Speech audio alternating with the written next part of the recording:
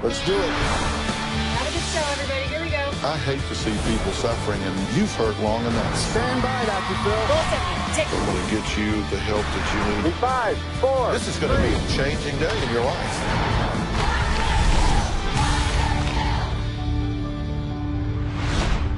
This is Kristen, also known as MC Router. She's an internationally recognized rapper who's notorious for being promiscuous and chugging a case of beer on stage at every performance. This is Abby. She's a devout Muslim, speaks fluent Arabic, doesn't drink alcohol, abstains from sex, and prays 5 times a day. Now, it may seem like they have nothing in common, right? Well, they do. Actually, they are the same person. Almost 2 years ago, Kristen converted to Islam and changed her name to Abby, actually Abada. Her mother, Darlene, says Kristen, who she refuses to call Abby, has not only turned her back on her family with her new Islamic beliefs, but on America as well. She's worried her daughter may turn into a terrorist. Take a look. My daughter has quit speaking to me because I don't accept her religion. I grew up as a Southern Baptist in Texas. I reverted to Islam in 2012. I changed my name to Abida a week after I became Muslim. It means worshiper of God. My mother, she refuses to call me anything but Kristen. When I see Kristen being Muslim, I think about Al-Qaeda, terrorist bombings, Osama bin Laden. I never hear anything positive about them, ever. My mother is very ignorant. She has like no qualms about being racist. I have gay friends, a lot of gay friends. I know they have some problems sometimes with gay bashing and everything, but you've never heard of a gay man getting another gay man to strap a bomb to his chest and walk in a mall. I'm Muslim, and not all Muslims are terrorists. Kristen's been totally brainwashed by these people. She got rid of her clothes. She only wears the scarf, the long dresses. I choose to wear hijab because it promotes modesty and it's pleasing to Allah. She has taken everything American out of her house and replaced it with Saudi Arabia flags. She goes to the stores that sell the food, the kind of rice and bread and everything they eat. That's all she eats basically now. I love the Saudi coffee so much. I think that they have a hidden agenda for her because of the way things are progressing so quickly. She said they buy me expensive stuff. They have lambs slaughtered for her and bring to her a whole lamb, like chopped up, for her to eat. I mean, that's like a ritual to them. I pray a lot that she's going to see what she's doing and step out of it, because I've lost my daughter to this religion. Well, Abby says becoming Muslim is a much safer choice than her previous profession. Kristen used to be a pretty famous rapper. I got popular enough doing the MC Router stuff that someone made a Wikipedia for me. I got invited to play shows in Holland, in Europe. I did a West Coast tour, played Whiskey A Go Go, where the Doors and Guns N' Roses have performed. I'm gonna destroy every part of my PC. I was really proud of her. I would tell her all the time, Kristen, I think this is what you were meant to do. When I was performing as MC Router, I came very close to being an alcoholic. My shtick for my stage performance was that people would bring me beer. My sets would be an hour, and I could knock out 24 beers in the set. People came to see me get drunk. She was never an alcoholic or even near an alcoholic at all. And I would know because I've been in the medical field for my entire life. I pick up on drugs, alcohol. I work for a treatment center, and I pick up on it really fast. But she posted a lot of it on the internet, some very provocative things on the internet. On stage, it was very vulgar and R-rated. I would make out with random fans on stage. I would spit beer on people in the front row. I was sleeping with random fans or club owners, and I'm shocked that nothing bad happened to me that could have from that. After I became Muslim, I had to stop drinking. I had to stop having promiscuous sex. I spend my time reading the Quran and praying on a constant basis. MC Router is the complete opposite of who I am today. I believe that her being a rapper is much, much safer than her being a Muslim. No one's going to attack her or coerce her to do something she doesn't want to do because she's rapping and having a rapper's lifestyle. Now, Darlene hasn't seen her daughter in over a year, so she's coming out now. Good to meet you. Good to meet you. Right here. Sorry. Wow, that is so interesting. You haven't seen your daughter in a year, and I actually stepped way out to greet you so I could get out of the way so you could see your daughter for the first time in a year, and you haven't looked at her yet. I can't. You haven't seen her a year. This is your child, and she's right in front of you. She doesn't look like my daughter. Really? I mean, it hurts me to see her like this because she looks nothing like my daughter. She's changed a lot. How do you feel? Did you find that odd? Yeah, it's really strange. That you haven't seen her in a year and she comes out and won't look at you till I make her? I'm the same person inside. It's just I've changed things in my life for the better. So she should be happy. I think any parent would be happy if their kid went from drinking and partying and sleeping around to being a more mature, not drinking, healthier person. What is it that she's doing now that you object to? She's changed her whole life. She does not see any of her old friends that are, I will say, American. She only hangs out with the Arab community. And you're saying you don't want to be around those people because you're afraid that there's going to be some type of terrorist activity. Well, I think unintentionally. With her only hanging around with them, and they give her a lot of attention. They buy her expensive gifts. It's like they're just like bringing her more and more in. You think they're grooming her into a cult? Exactly. That's exactly what I believe. That's what you think. She's being groomed. Yes, especially with the skills that she has about the computers. She's a very good shooter, guns. She speaks 3 languages. And you say she drives around with an I Heart Saudi Arabia sticker on her car, and you're afraid somebody's going to, like, shoot her or Absolutely. run off the road. All right, well, here's what she says. She says that you have turned your back on America. You've taken down the American flags, now only Saudi Arabia flags. She says that you say Islam is 110% conviction where you need to be in your beliefs, and she's concerned you've gone too far. What do you say to her about her fears? She thinks you're going to become a terrorist. I mean, are you? No. Are you looking to be a terrorist? No, I mean, I understand what kind of information she gets about Islam based on the media and movies and TV shows and things like that. But that's the problem. She won't take time to look at what is really Islam and how peaceful the religion is. You think somebody's going to hurt her, or you think she's going to get swept up in some movement and do something terrible? Exactly. That's what I believe is is it going one to or happen. both? It's both. Really. So you really equate Muslims with terrorists? Well, I do, and I'm not a stupid person. I mean, when I look things up on the internet, I'm not looking for the bad things I do. I'm just looking at general things, you know. And there's more bad things that I see than there are good things that I see. I think it's a cult. I think they bring people into it because she's been given so much attention from these people. All right, well, coming up, is Abby just going through a phase? Darlene says you wouldn't believe some of the other phases her daughter has gone through. Well, let's find out what those are when we come back.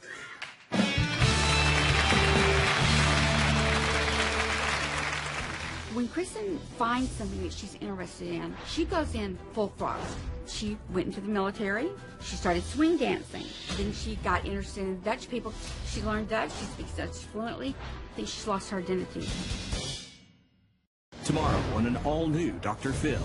His wife hit him with the car, but she claims she's the victim. She says you choked her, kidnapped her. Are you saying none of this happened? I'll give you my word. Bizarre behavior. Get off my car.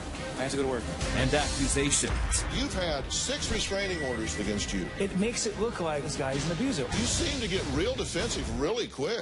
With a shocking discovery. Melissa went missing this morning. That's tomorrow.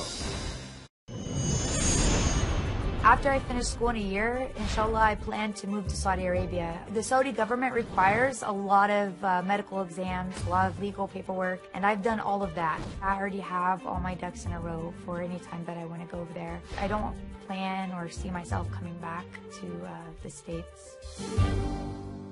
That was Abby, who says she cannot wait to finish school so she can move to Saudi Arabia and never look back.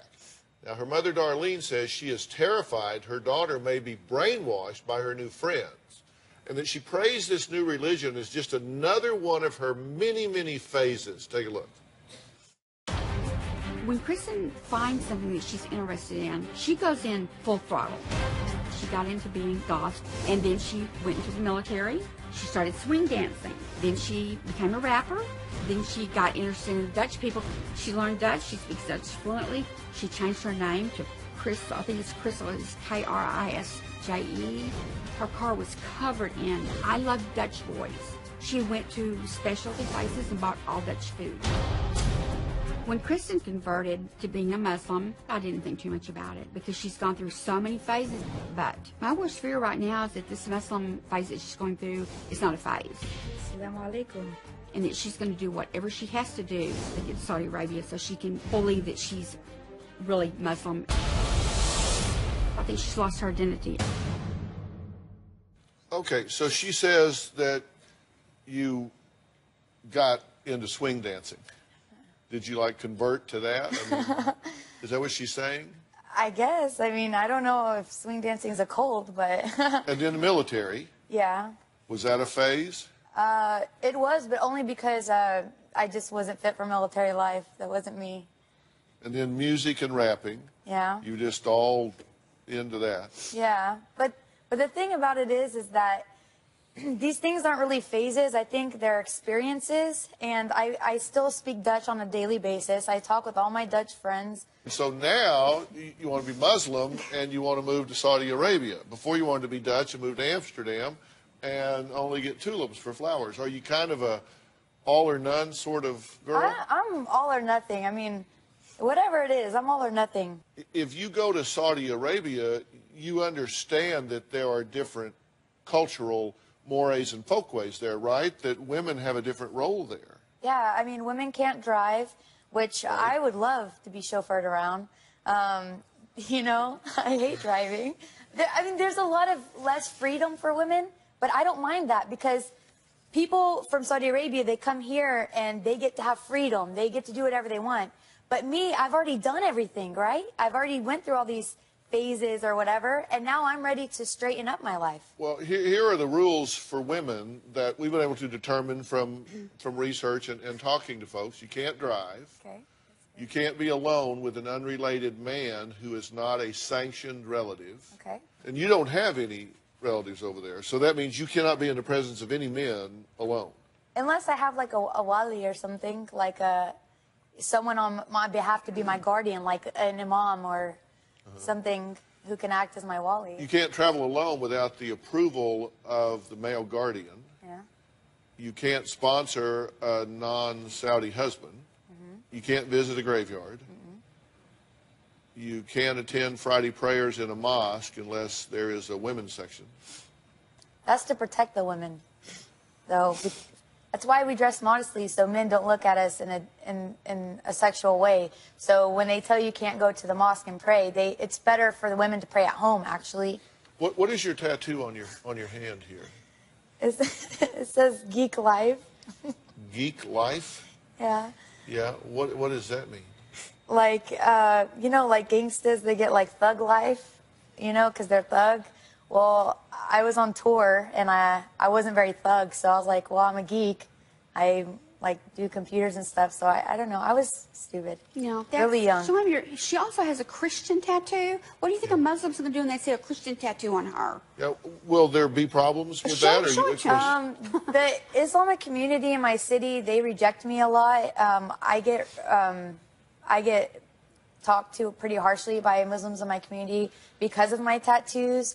The only problem is that I got them a long time ago, and they're really expensive to remove. And I've tried to save money to remove them. I just can't, and there's nothing I can do about it. It's really expensive. All right. Well, we're going to take a break. Is this a legitimate, heartfelt, spiritual conversion, or is Abby rebelling against her family? Should Darlene learn to accept her daughter's new faith? Put yourself in this situation. If you were the mother and this was your daughter, what would your questions be? What would you be thinking?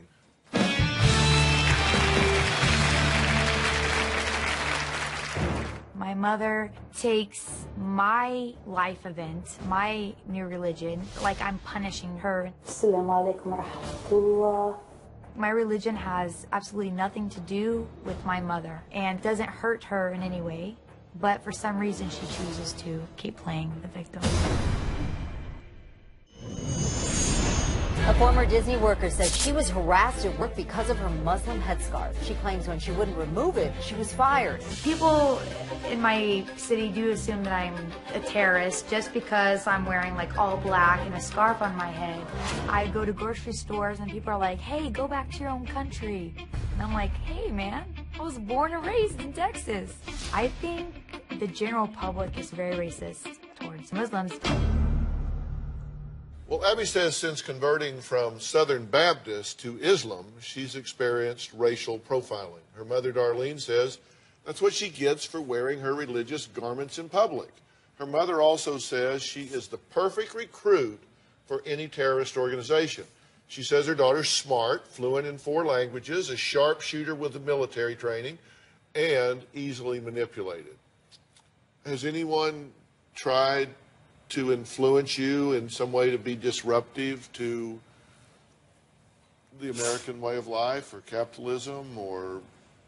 No, I don't. I've never even had a conversation about any sort of politics or anything with any of my Muslim or Middle Eastern friends. How do you feel about America? Well, it's a good place. The education here is really good. I really don't like America that much. I mean, I appreciate the freedoms here and stuff, but it's not my cup of tea. Yeah, what about it bothers you? I don't know. I think I like being around like old culture and traditions, and I think America is just kind of a big melting pot, and there's not a whole lot of tradition here. There's not a whole lot of culture. I mean, when I was over in Holland, you see old buildings. I've been there since God knows when, and the people have like coffee breaks at 10 a.m. every day, and everything is just like very traditional. And I don't know. I'm just bored here, I guess. I mean, who knows? I'm not closed-minded. I could move somewhere and then miss America. I mean, I don't know. I have to experience that. Well, Darlene admits she doesn't know much about the Islam religion, so we invited Adina Lekovich, the Director of Policy and Programming from the Muslim Public Affairs Council, to join us. And also joining Adina is a member of our staff, Alden, who was raised in a Muslim home. Adina, let me start with you. There are huge misconceptions about Muslims, correct? I think sometimes politics and culture and religion get swirled together, and we get a misunderstanding out of things. And I'm a mother. I can understand where Darlene is coming from and wanting to protect her child and know where her child is coming from. But when we learn about faiths and other cultures, primarily through television screens and film screens, we're going to get a distorted picture of what's actually going on, when the truth is that Islam is actually an Abrahamic faith. We believe, just like Jews and Christians, in all the same prophets. We believe in God. We believe in the Day of Judgment. Truly, Islam is about believing in God and doing good in this world towards all people, not just Muslims, but serving all people. And you are not as covered as she is. Why is that? Because the hijab or any form of covering your hair or your body is a symbol of modesty. And every woman has the right to choose in her own way how she practices that. And in fact, the vast majority of Muslim women in the world don't wear any kind of scarf. Yeah. Now, Alden, you've been raised by a Muslim family here in the U.S., right? Yeah, I'm first generation here. So my parents left Lebanon in the 80s and raised me here. Yeah. People usually think if you're Islamic, you're anti-American. But there's so many Muslim Americans here, and we've assimilated into the culture. Like she said, not everyone would wear the headscarf, and my mother doesn't. No one in my family does. And if anything, you know, the moral values they've taught me is that of empathy, that of understanding, and that of just seriously just putting others before you and kind of not underestimating another person's battle. And that's kind of like the underlying statement there. It's not so much of like aggressiveness or what everyone else tries to, you know, slide it into. All right, just to be clear, people that would equate Muslim and Islam with terrorism would be making a huge mistake and focusing on a mini fraction of that population. True? Certainly. Again, the vast majority of Muslims, 99.9% of Muslims are on the good and straight path who are concerned about getting their kids to school on time. There are fringe elements in any group who cast a bad shadow on the rest of them. And we have, you know, as a Muslim, I'm against extremists like anybody else, and that goes against my faith. And that's what the vast majority of Muslims are all about. Are you moving to Saudi Arabia? I plan to. I've sent in some applications to some universities over there. Look, you understand she's an adult, right? Yes. So you can't dictate what she does. Absolutely. You can only influence what she does. Have a dialogue with your daughter. She won't. Yes, she will. When I try to talk to her, I want to learn about, you know, I mean, she doesn't want... That's not true. It is true. That's why we're not talking. But see, 80% of all questions are statements in disguise. Mm-hmm. And an awful lot of your questions are disguised statements, accusations, allegations, and indictments of her thoughts and decisions. And you need to realize that's not working for you. She's making a decision you don't like, so you've cut off communications with her. Don't do that. Not necessarily true. She's also cut... It doesn't matter who... Yeah, okay, let's blame her. No. Okay, let's do that. Let's say she's 100% responsible for it. Okay. Fix it. Okay, I see what you're saying. Open this line of communication. Okay? You'll do that? Yes. Right? Yes. Okay. All right, coming up, a woman who says she can relate to Abby, but says she was discriminated against because of her race rather than her religion. She was part of the biggest and most controversial court case in the past decade. We're going to hear what she says really happened in the deliberation room of that case when we come back.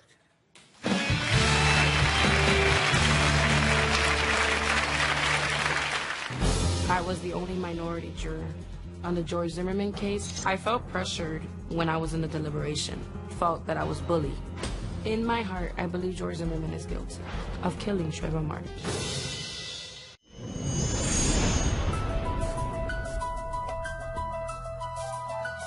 I'm going to support the Trayvon family for life. We're here for the Trayvon Martin Foundation, here for Trayvon Martin's parents, Tracy and Sabrina. This is the second annual Trayvon Martin Foundation Remembrance Week. This weekend commemorates his birthday. It's important that we make sure that we have not forgotten about what has happened with Trayvon Martin and other kids. We want to make sure that we help other families. Well, it's been just over 2 years, if you can believe it, since unarmed 17-year-old Trayvon Martin was shot and killed by George Zimmerman on a dark, rainy night. Through the Trayvon Martin Foundation, Trayvon's parents recently hosted a peace walk and dinner honoring those who have shown their support. Now, Trayvon's case triggered a racial divide in our country, and many cases have since been compared to what happened. The Florida man charged with killing a teenager after an argument over loud music took the stand today. The case is being compared to the shooting death of Trayvon Martin. I have every right of self-defense, and I took it. Michael Dunn has pleaded not guilty to first-degree murder. He's accused of killing 17-year-old Jordan Davis outside a Jacksonville convenience store in 2012. I said, you're not going to kill me, you son of a... I I shot. The Charlotte NAACP is asking that Officer Randall Carrick be charged with murder for the death of Jonathan Farrell. It is completely devastating. That officer shot him 10 times. Chestnut says Farrell had his hands up and was not threatening as he moved toward police. That is murder.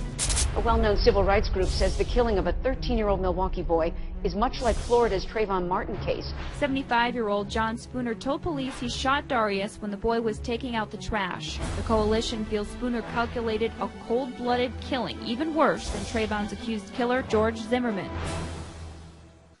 With news stories being paralleled to George Zimmerman on a regular basis, my next guest says it's impossible to not think about her role in his acquittal every single day. We now have a jury selected for the George Zimmerman trial. The jurors are all women, 5 white and 1 minority who may be Hispanic or black. After serving as a juror on the George Zimmerman case, my life has been ruined. I was sequestered for 3 weeks. I lost my job when I came back. I lost my freedom. I had reporters sitting in front of my house. The neighbors started looking at me different. I got a death threat on social media. Said that I was going to feel the same pain that Trayvon Martin's mother felt. I am now homeless and jobless. I feel like I'm a victim. When I was on the jury, I was treated different. I was the only minority juror. One of the jurors even made fun of the way I spoke. I felt pressured when I was in the deliberation. Felt that I was bullied. In my heart, I believe George Zimmerman is guilty of killing Trayvon Martin. He knew he was losing, and so he shot him. Were the injuries on Mr. Zimmerman's back of his head consistent with someone doing this? The law states that he was protecting himself. We had to follow the law. We, the jury, find George Zimmerman not guilty. So say we all. I believe that no one should punish me. I wasn't the one that pulled the trigger. I just don't want people to judge me because I didn't kill anybody.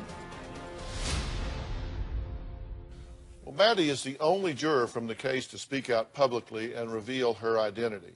And also joining Maddie is legal analyst and attorney Lisa Bloom, who has written a new book that is, you cannot put this down, Suspicion Nation, the inside story of the Trayvon Martin injustice and why we continue to repeat it. An absolute compelling read. Lisa, it's good to see you. Maddie, thanks for being here. There were 6 women on this jury. Yes. And you were the only minority, correct? Yes. And the jury brought back a not guilty verdict, and that haunts you to this day. I'm a godly person. If you kill somebody, you're guilty. It's sad to say that because of a law that was written and it was described to me, that I had to follow this law against my own will. In my heart, I knew that he was guilty. But I couldn't use my heart. I had to use the law. And so you voted not guilty when you felt in your mind and heart that he was guilty. Yes. You know, Lisa, did she have a choice in the way she voted here? She didn't. And Maddie's very brave to speak out in the way that she is. I blame the prosecution in the state of Florida. I go through in the book the 6 biggest blunders they made. And putting it all together, they failed to connect the law and the facts that they had to give jurors like Maddie and the other jurors who wanted to convict a roadmap to conviction. The prosecutors made mistake after mistake in this case. I'll give you one of the biggest ones. George Zimmerman showed on a videotape that his gun was holstered behind him inside his pants. And he says he was lying on his back with Trayvon Martin on top of him, straddling him at the moment that Trayvon Martin saw the gun, reached for the gun, and threatened to kill Zimmerman. And Zimmerman says, at that point, I had to pull the gun and shoot in self-defense. The problem with that story is, unless Trayvon Martin had X-ray vision, there is no way he could have seen through George Zimmerman's body to a gun holstered behind him. The prosecution inexplicably failed to argue that, failed to give the jury that information that they had on a videotape for over a year. There are many people in America who found this verdict very unsatisfying, and I was one of them, having watched the trial. You say that you were bullied and teased and discriminated against as a juror. One of the other jurors, every time I would say something like, I said ramen noodle, she would say, you don't even know how to say that right. I had said another word, and she was like, oh my God, did you hear Maddie say? And it was just a constant, I felt like we were in high school. I really took this situation, this case, I really took it very serious. And out of all this, I feel like it became a mockery, because when I came out of this, it became that I was the bad guy. I got people telling me, you could have done something. You could have said something. You could have been there. And I've tried everything within a year to change my life, to see what I could have done. But I shouldn't be punished for Trayvon Martin's death. Well, let's take a break, and we're going to come back and talk about two really important things. I want to hear from Lisa, because according to her, the prosecution missed other critical evidence that could have gotten George Zimmerman convicted. We all want to know what that is. And then I want to talk to Maddie about what her life has been like since this verdict came back. We'll be right back.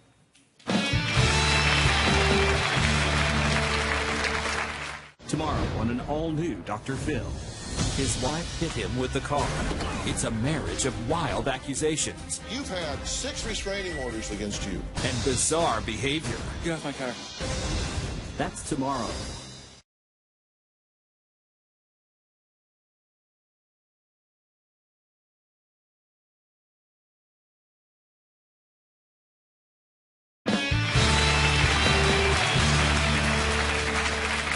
It's been 2 years since George Zimmerman shot and killed unarmed teen Trayvon Martin and walked out scot-free. Now, one person responsible for George's acquittal is jury member Maddie.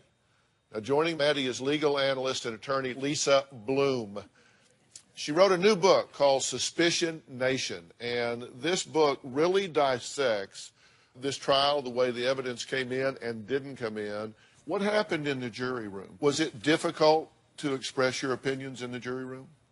Yes. Why? When I first came in, I didn't see myself as different. But as the time of me being there for 3 weeks, I could tell that I was different. Mentally, physically, and emotionally. It's not just only by color. It's also by where I was raised. It was also by who not the culture, but mostly I was younger, a little bit more younger than them, and I had younger kids. So a lot of them couldn't understand where I was coming from, so they didn't even take the time to get to know Maddie for who Maddie is. I just always felt that discomfort where I wasn't in the right place. They didn't make me feel too comfortable. The other jurors? The other jurors. Did they take this seriously? Depending on who was sitting down in the witness stand, just like the situation with Rachel Gentel. You know, the first day everybody was stating that they couldn't understand her, they couldn't understand her talk, and I could hear them saying, you know, what is she saying? What kind of conversation is that? Like if she was from another planet, and I understood her. I understood everything she was saying. You know, and a lot of people are like, she shouldn't have been on the stand. She didn't say anything that we needed to hear. Well, if y'all missed it, this was a key witness. Let's listen to this. We'll show you a clip so you know what we're talking about. Prosecutors say Zimmerman racially profiled Martin and decided to take matters into his own hands. But the defense insists it was Martin who injected race into the confrontation. The teenager was on the phone with his friend Rachel Gentel and told her a man was following him. I had asked him how the man looked like. He looked like a creepy cracker. So it was racial, but it was because Trayvon Martin put race in this. Defense attorneys claim Martin started the fight and Zimmerman shot in self-defense. Rachel Gentel was the most important prosecution witness because she was on the phone with Trayvon Martin in the moments leading up to his encounter and at the very beginning of his encounter with George Zimmerman. This is a 19-year-old girl. She made it very clear to everyone she did not want to be part of this high-profile case. She was absolutely terrified. And so what a good prosecutor would do would be go meet with her at her home, get her comfortable, another day have her come into the office, maybe on a third day take her to an empty courtroom, put her up on the witness stand, get her used to talking into microphones, which is very intimidating to a lot of people, go over the story with her. It turns out she had an underbite, Dr. Phil, so that made her hard to understand. Yeah, that's just a medical condition, has nothing to do with credibility. The prosecutors never pointed that out. And so she came across to the jury as a person who really is kind of mumbling and muttering and has poor communication style. And to hear from Maddie that Rachel Gentile was completely discounted by this jury is absolutely heartbreaking, because when you hear her story, as I do and as I tell it in the book, her story is Trayvon Martin was afraid of George Zimmerman. He thought he was creepy. He was trying to get away from him over and over again. When he did get away from him, he returned to a jokey, fun conversation he was having with Rachel. He was teasing her about doing her hair. He was asking about the All-Star game he wanted to get home in time to watch. This is not a homicidal killer who was lying in wait for George Zimmerman, which was Zimmerman's story. Unfortunately, that story never got to the jury because the prosecutors didn't prepare her effectively. Did they make a strategic mistake in not focusing on the racial profiling aspect of this case? They did. Now look, practically everybody in America is uncomfortable talking about race. But we have to talk about race sometimes. And the reason why this case got so much attention was because of the racial angle. Now, the defense in this case was very straightforward about race. They put on a young white woman who said she'd been the victim of a burglary by one or two African-American men. That was one of their last witnesses, right? Simple cross-examination the prosecution should have done. Do these guys have anything to do with Trayvon Martin? No. Okay, why are we hearing about them then? You know, to attribute the wrongs of two African-American men to all African Americans is the very definition of racism. Trayvon Martin was a stranger to those burglars. He was not a burglar. He had no criminal record. And how dare the defense put on a witness like that? The prosecution should have been on their feet on cross-examination and ranting and raving about that in closing argument. They never did it. Okay, Maddie is one of the jurors who voted not guilty and let George Zimmerman get off scot-free. How does she feel about how he has been acting since and what's been happening in her life? We'll be right back.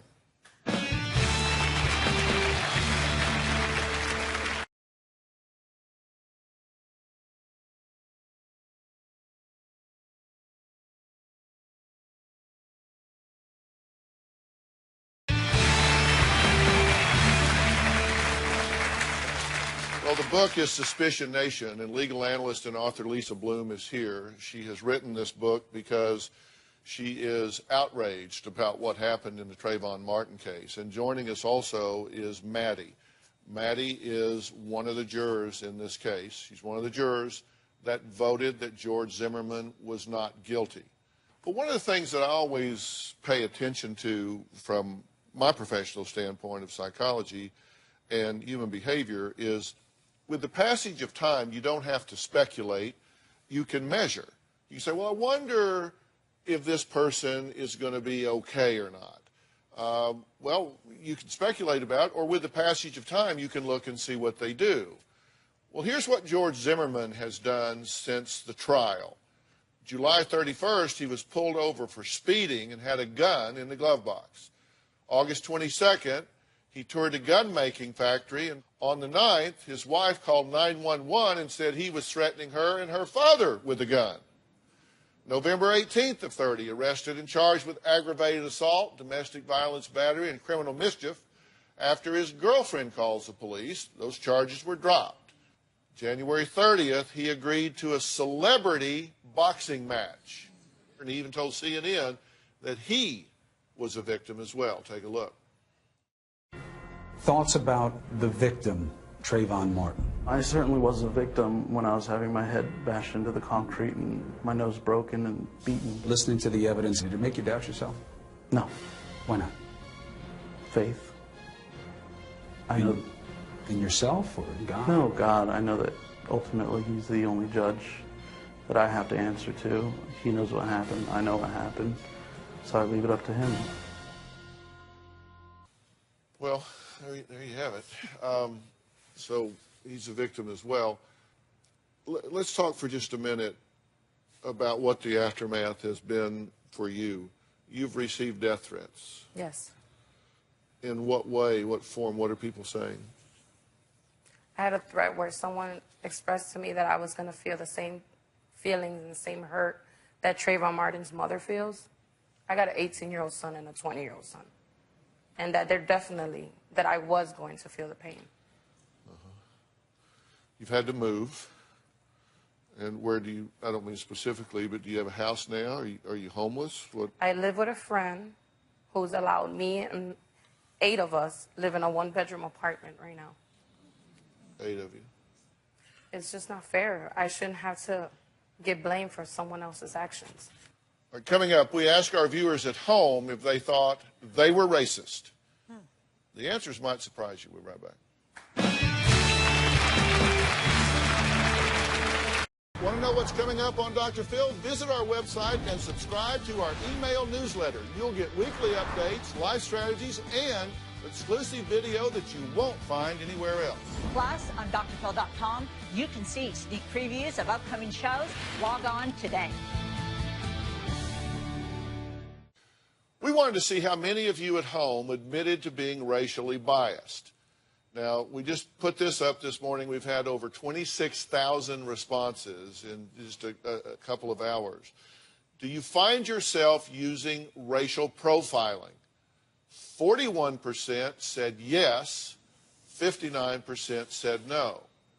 We then ask, are there times when you find yourself being suspicious of someone because they are a minority? 46% said yes, 54% said no.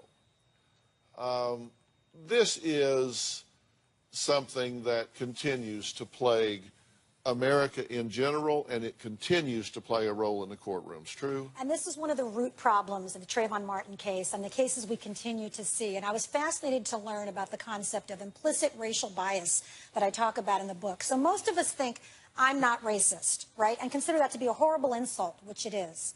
But that doesn't get at the root problem, which is that we do have racial biases. We all walk around with them because we live in a culture with a lot of negative images of African Americans in particular.